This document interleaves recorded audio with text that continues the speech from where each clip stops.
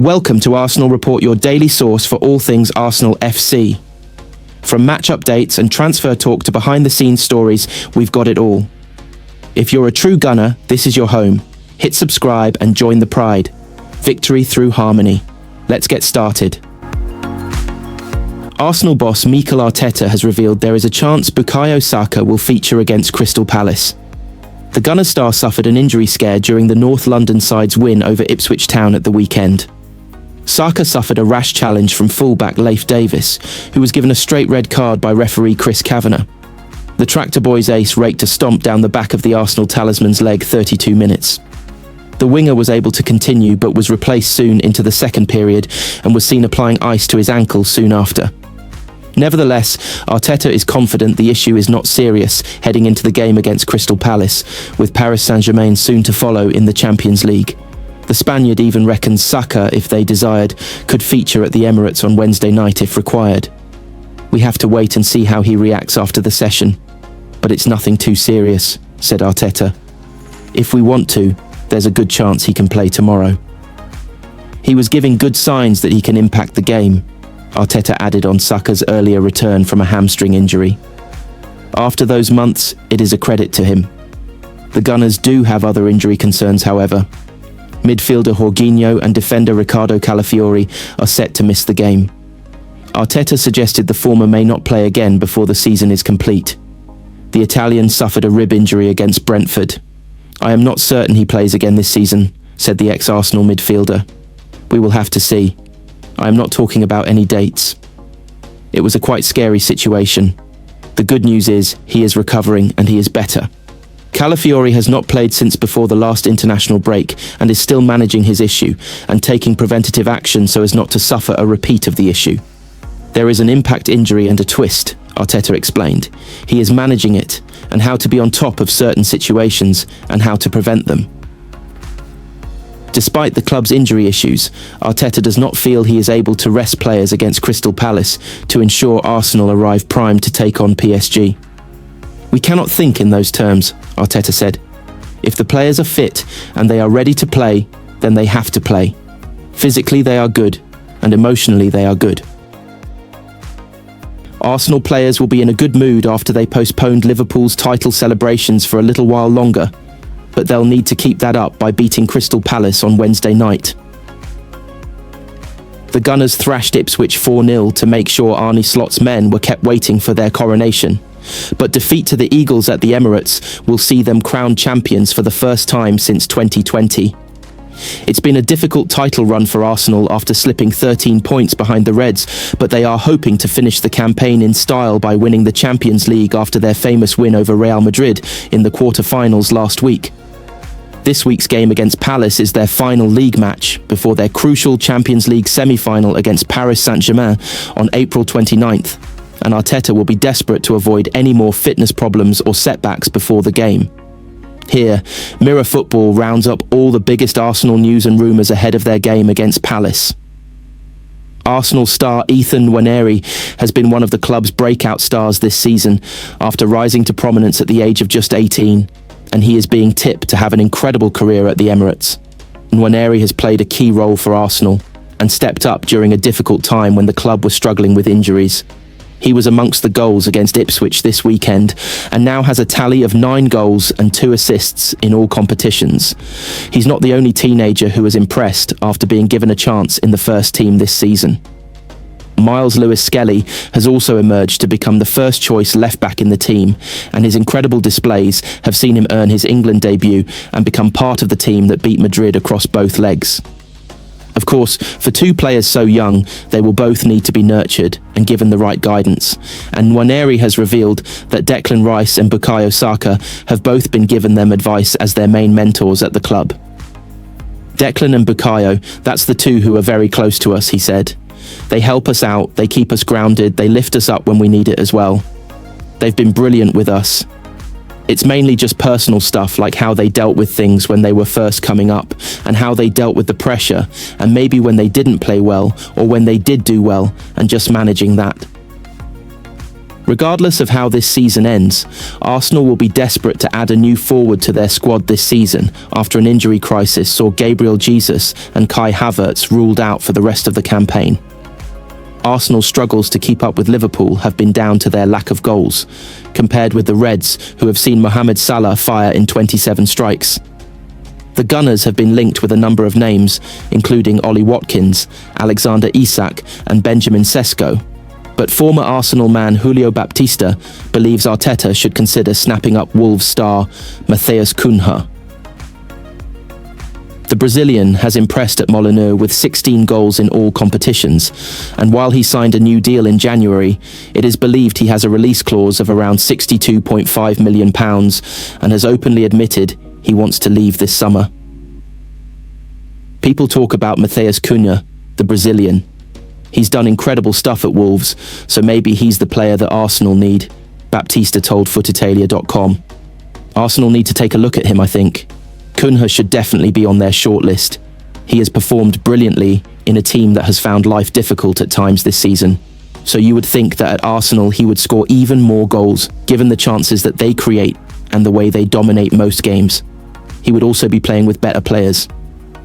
Declan Rice has revealed he was gifted a signed guitar from pop superstar Ed Sheeran after the Shape of You hitmaker congratulated him on his 2 sensational free kicks against Real Madrid earlier this month. The England midfielder showed off the gift on Instagram with a message that read, "Declan, you play this next time I see you, we'll have a sing-song. P.S. Killer free kicks." Sheeran sent Rice the guitar, despite the fact his Arsenal side beat the singer's beloved Ipswich on Sunday, but the pair have a friendship that dates back to Euro 2020. Captain Harry Kane invited Sheeran into the camp to perform with the midfielder as a punishment for being late to a meeting. "I was late for a meeting and they said, 'You've got to sing.' I said, 'No chance, I'm not singing, I'll do anything but sing.' They were all cracking up. Then they went quiet on it. Then Harry Kane organised for Ed to come in and see the lads and have a bit of a chill night, and he's gone, 'You've got to get up now and sing.' I thought, what, in front of everyone?" So we're sat outside on benches and Ed was just playing his guitar and I'm singing Wonderwall. Kids of fame Ethan Nwaneri and Miles Lewis-Skelly are being mentored by Arsenal's top guns Declan Rice and Bukayo Saka. At 18, the academy graduates could become Champions League winners next month. But it's no surprise to Nwaneri that they are driving the Gunners' young generation towards glory. The Quicksilver forward and England left-back Lewis-Skelly have forged a double act through the age groups at Arsenal, just as Rice and Mason Mount were once inseparable contemporaries as schoolboys at Chelsea. After scoring his 9th goal of the season in the 4-0 rout of doomed Ipswich, Nwaneri revealed, "This is what we've spoken about since we were young, breaking in the team together. We've just had our eyes on that vision and the fact that we've been able to do it. It's amazing. Declan and Bukayo, that's the two who are very close to us. They help us out. They keep us grounded. They lift us up when we need it as well. They've been brilliant with us. It's mainly just personal stuff like how they dealt with things when they were first coming up, and how they dealt with the pressure, and maybe when they didn't play well, or when they did do well, and just managing that. At some clubs, a dressing room of big beasts can be a daunting prospect for teenagers breaking through into the first team if they are perceived as a threat to established senior professionals. But Nwaneri and Lewis-Skelly have had no hang-ups since they were fast-tracked into the first team group at the Emirates. Nwaneri, who became the youngest Premier League player in history when he made his debut against Brentford aged just 15 years and 181 days back in 2022, said, "That's testament to the way that the players treat us. They treat us like we're men, ever since we first came in. They've treated us well, like we're part of the team. So that's just how we feel now." I wouldn't say I was nervous at first, but there was a different pressure that I was feeling, and I think I saw that was a good thing, that it shows I care, that I'm feeling these things. I was fine with all that sort of stuff. I'm not surprised because this is what I've envisioned in my head. This is what I always wanted to do. So, it's no surprise I've achieved it. Me and Miles, we talk every second of every day. We're always just talking about everything. We look back on the old times, we look into the future. It's everything. We've got loads of photos of us two from young, loads of pictures and videos of us together. We've been pushing each other since we were young. One person will start playing up a level. Then the next will start playing up. One person will start scoring. then the next will start scoring. That's just how me and him work. It's not competitive, but we kind of raise each other's standards, and that's so good to have as a friend. It's been tough for me adapting to a new position on the right wing, but that's part of football. If the manager asks you to play somewhere else, you have to do it to the highest level. It's been up and down, but I've enjoyed the challenge, definitely. Naturally, I've always been a number 10. I've played as a number 10 my whole life, but I can play as a striker as well. Right wing is a new one for me, but now I've liked the challenge of a new position, and I can play anywhere the team needs me. It's been so crazy, but this is what the manager wants. He's had this vision in his head of us. He wants us to win everything, and he's bringing us to that level, and we're getting closer and closer every week. The Champions League semi-finals are set, and Arsenal are right at the heart of it. A historic opportunity awaits Mikel Arteta's side as they gear up to face PSG in a mouth-watering clash that pits two ambitious, wounded giants against each other. The Gunners head into this tie brimming with confidence after dismantling Real Madrid 5-1 on aggregate in the quarter-finals. But injuries and suspensions are already shaping the storyline, especially with Thomas Partey suspended for the first leg at the Emirates. Arteta is walking a tactical tightrope. With Partey out and Jorginho an injury doubt, a reshuffled midfield could see young Miles Lewis-Skelly step in. Add to that potential fitness issues for Ricardo Calafiori, and suddenly Arsenal's backline choices aren't so straightforward either. The return of Jurrien Timber offers hope, but his role and fitness remain a work in progress. Up front, the absence of Gabriel Jesus and Kai Havertz continues to sting. But Arteta's men have found answers. Mikel Merino, acting as a makeshift striker, has brought energy, while Bukayo Saka and Martinelli remain constant threats on the wings. David Raya has also become a standout figure, with his commanding performance against Real Madrid turning heads. But PSG aren't here to make up the numbers. Luis Enrique's team looks increasingly settled. League One is wrapped up, giving them the luxury of rest and preparation. Their midfield trio of Vitinha, Fabian Ruiz, and João Neves is dynamic, robust, and will test Declan Rice to the limit. Then there's the terrifying form of Ousmane Dembele, now reborn as a goal machine with 25 strikes this calendar year. Alongside him, the likes of Bradley Barcola, Kvaratskhelia, and Desire Doué make this PSG attack one of the most unpredictable and fluid in Europe. Even without Mbappe, they are stacked with firepower. While the present is thrilling, the future is demanding serious planning.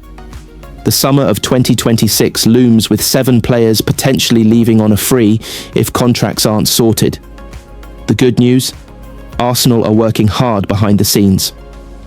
Top priorities: locking down wonder kids, Ethan Nwaneri and Miles Lewis-Skelly. Talks are already underway, and both players are keen to stay. Expect pay rises and long-term deals to reflect their growing importance. Leandro Trossard remains a valuable squad player. An extension is likely, though he's no longer seen as a starter. Takahiro Tomiyasu has struggled with injuries all season. A renewal seems unlikely unless he proves fitness. Alexander Zinchenko has seen minutes vanish due to Lewis-Skelly's emergence. If he wants regular football, a summer exit could be on the cards. Then come the loanies. Albert Sambi Lokonga has impressed at Sevilla, and the Spanish side may make the move permanent. Nuno Tavares continues to suffer injuries, this time breaking down in tears after a setback with Lazio in the Europa League. His Arsenal future looks bleak. Meanwhile, the exits of Partey, Jorginho and Kieran Tierney are almost certain. Add to that the expiry of short-term deals for Raheem Sterling and Neto, and you can see why new sporting director Andrea Berta has his hands full. Before the Champions League drama resumes, it's back to domestic duty against Ipswich Town this weekend. Arsenal are all but guaranteed a top 4 finish, but maintaining momentum is key both for confidence and for commercial success. The Champions League brings not just prestige but financial muscle. That's something Arteta and Berta will want to fully capitalise on this summer. With 3 games between Arsenal and Champions League immortality, fans can dare to dream. But the groundwork off the pitch must match the ambition on it. Can Arsenal survive PSG's pressure and reach their first Champions League final in nearly 2 decades? And can they secure the future of their rising stars before summer chaos begins? Moving forward,